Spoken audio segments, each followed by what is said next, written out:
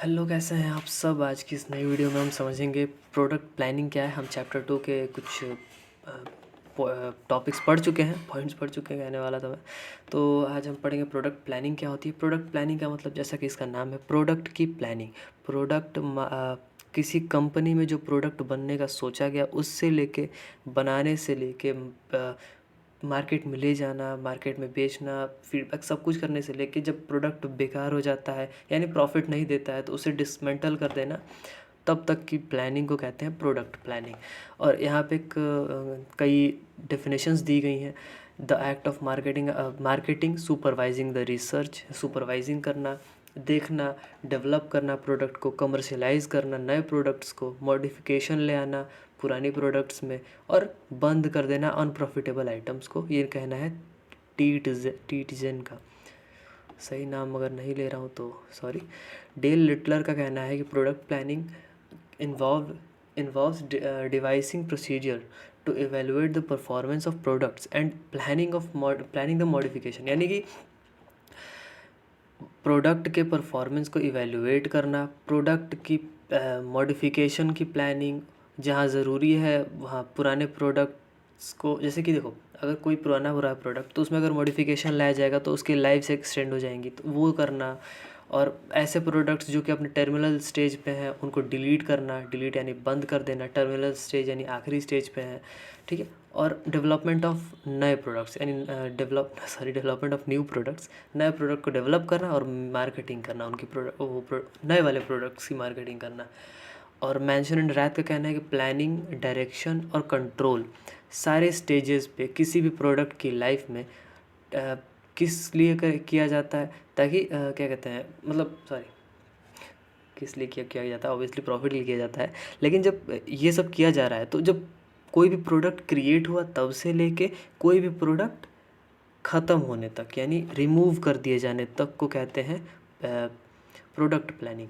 अब यहाँ पे प्रोडक्ट प्लानिंग की इन डेफिनेशन से हम ये तीन चीज़ समझते हैं कि कोई भी नया प्रोडक्ट को डेवलप करना या इंट्रोड्यूस करना, पुराने प्रोडक्ट में मॉडिफिकेशंस करना, इनोवेशंस ले आना, थोड़े बहुत चेंजेस ले आना, कस्टमर नीड्स के अकॉर्डिंग कैसे कस्टमर्स प्रेफर कर रहे हैं प्रोडक्ट्स को।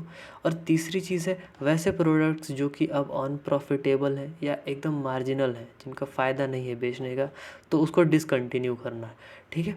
अब प्रोडक्ट प्लानिंग की फ़ीचर्स क्या होती हैं। प्रोडक्ट प्लानिंग के कोई 4 या 5 फीचर्स आएगा, ये हाँ 4 फीचर्स हैं, ठीक है। प्रोडक्ट यहाँ से इनोवेशन और प्रोडक्ट डाइवर्सिफिकेशन और स्टैंडर्डाइजेशन, और फोर्थ है एलिमिनेशन।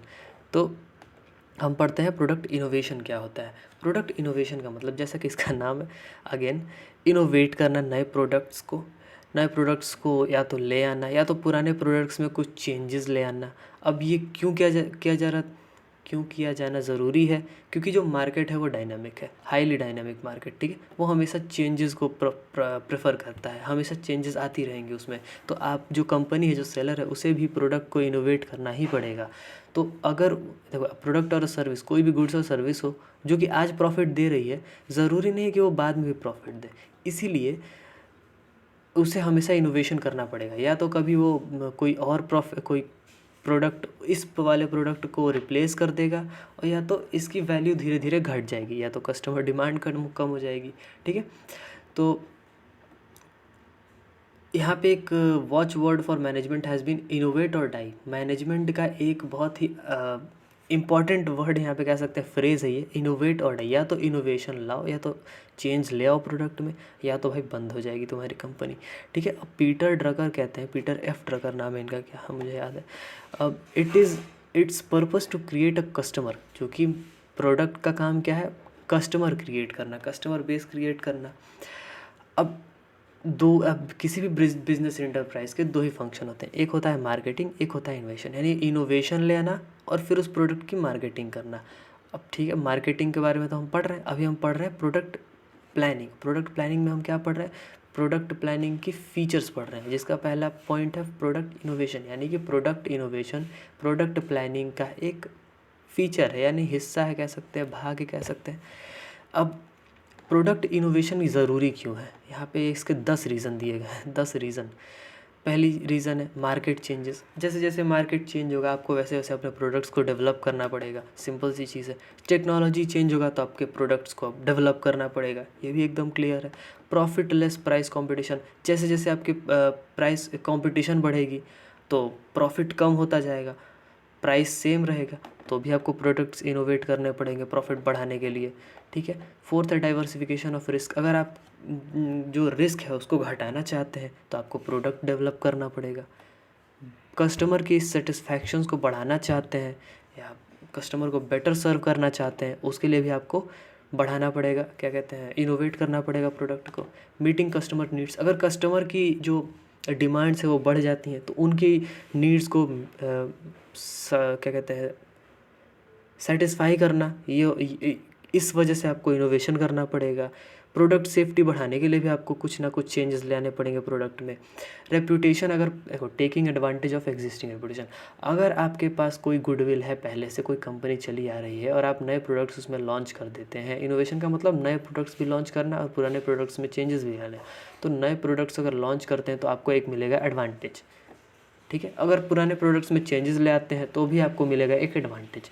तो एडवांटेज लेने के लिए भी प्रॉफिट बढ़ाया जा सकता है एडवांटेज लेके, ये तो इसके लिए इनोवेशन ज़रूरी है।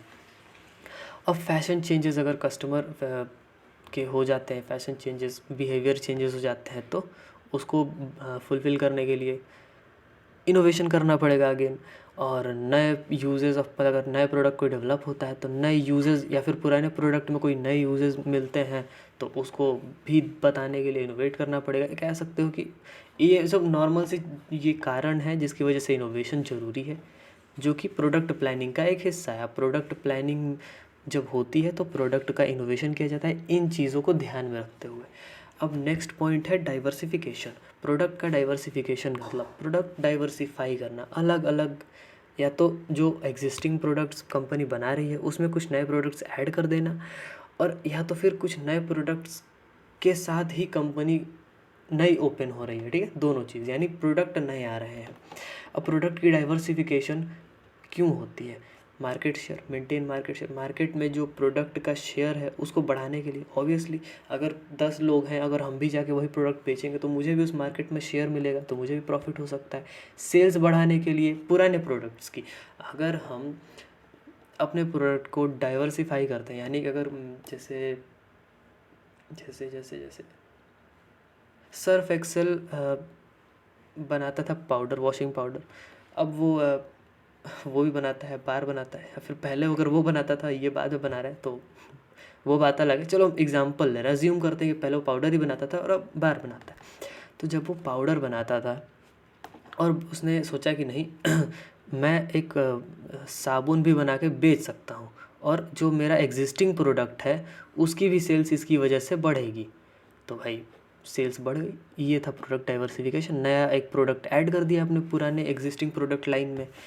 Compensating the loss of another product, अगर उसका कोई प्रोडक्ट है जो कि जैसे कि मान लो सेम एग्जांपल, अगर जो है पाउडर वो अच्छा नहीं बिक रहा है, उसे लगता है कि भाई मैं साबुन बना के बेचूंगा तो ज़्यादा अच्छा बिकेगा, और उसे ये भी लगता है कि अगर साबुन ज़्यादा ही अच्छा बिक गया तो इसका भी जो लॉस है वो कवर हो जाएगा, और सिंपल सी चीज़ है।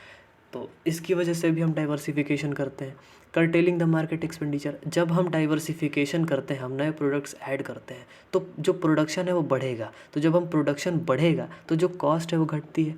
तो अगर हम एक प्रोडक्ट पे 1 लाख रुपए एडवर्टीज़मेंट का खर्च कर रहे थे तो क्या हम 2 प्रोडक्ट पे 2 लाख करेंगे? नहीं, थोड़ा सा ही बढ़ता है वो। जस्ट लाइक अगर एक हाउस में, एक घर में 5 लोग रहते हैं और उनके महीने का बेसिक नीड्स खर्च 5,000 रुपये, ये मान लेते हैं, सब 5,000 में कुछ नहीं होता है ज़्यादा। तो अगर 6 आ जाएंगे तो ऐसा नहीं कि वो 6 हो जाएगा, वो 5 से 5.25 हो सकता है या 5 ही रहेगा, ठीक है।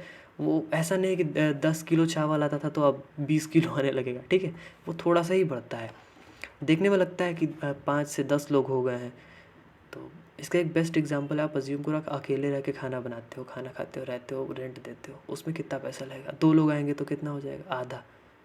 3 लोग आएंगे तो और कम, 4 लोग आएंगे तो और कम रेंट हो जाएगा, और खाने में जो पैसा थोड़ा सा बढ़ता है। मीटिंग कस्टमर्स डिमांड, जो है अगर कस्टमर्स की डिमांड बढ़ती है या फिर कस्टमर कोई नए प्रोडक्ट का डिमांड करते हैं तो उनको मीट करने के लिए प्रोडक्ट में हम डाइवर्सिफिकेशन करते हैं। और taking advantage of existing reputation, अगर कोई मेरी रेपुटेशन है, पहले से गुडविल बनी हुई है, कोई मेरी अच्छी कंपनी जिसका नाम लोग जानते हैं, और हम कोई नया प्रोडक्ट लॉन्च करेंगे तो आसानी से बिकेगा, तो एडवांटेज ले सकते हैं, उसमें प्रमोशन नहीं करना पड़ेगा हमें। Arresting the declining profit margins, अगर प्रॉफिट मार्जिन्स घटी जा रही हैं तो हम नए प्रोडक्ट लॉन्च करके या फिर उसी में कुछ चेंजेस ले आके हम अपने प्रॉफिट्स को बढ़ा सकते हैं या फिर घटते हुए प्रॉफिट्स को रोक सकते हैं, कंट्रोल में ले आ सकते हैं। अरेस्ट का मतलब कंट्रोल में लेना, ठीक है। और मीटिंग डिस्ट्रीब्यूटेड अर्निंग्स, अगर मेरे पास एक्स्ट्रा पैसा पड़ा है, अनडिस्ट्रीब्यूटेड अर्निंग्स का मतलब क्या होता है, प्रॉफिट को, मतलब जो नेट प्रॉफिट आया उसमें से सब कुछ दे दिया गया शेयर होल्डर्स को, उसके बाद अनडिस्ट्रीब्यूटेड अर्निंग्स है, या फिर नहीं दिया गया उसके पहले की भी कुछ अर्निंग्स है जो कि एज अ सरप्लस है, तो उनको यूज़ करने के लिए भी हम वो अब सोचेंगे एक्स्ट्रा पैसा कहाँ लगा दे। कुछ लोग सोचते हैं ना एक्स्ट्रा पैसा क्या करें, चलो पार्टी करते हैं, तो यहाँ पे कुछ लोग उसको प्रोडक्ट में लगा देते हैं, तो फिर प्रॉफिट कमाते हैं, ठीक है। अब meeting new products of competitor, अगर कोई कॉम्पिटिटर है और नए प्रोडक्ट्स लॉन्च कर रहा है तो आप भी कुछ नए प्रोडक्ट्स लॉन्च करेंगे ना, तभी तो आपके पुराने प्रोडक्ट्स भी बिकेंगे। एलिमिनेटिंग साइक्लिकल स्लम्प, देखो ये होता है मंदी, अगर मार्केट में चल रही है मंदी, स्लम्प का मतलब मंदी, और साइक्लिकल का मतलब एक कह सकते हैं ट्रैप, चक्र कह सकते हैं, तो जो लॉस ट्रैप है उसको कम किया जा सकता है, ठीक है।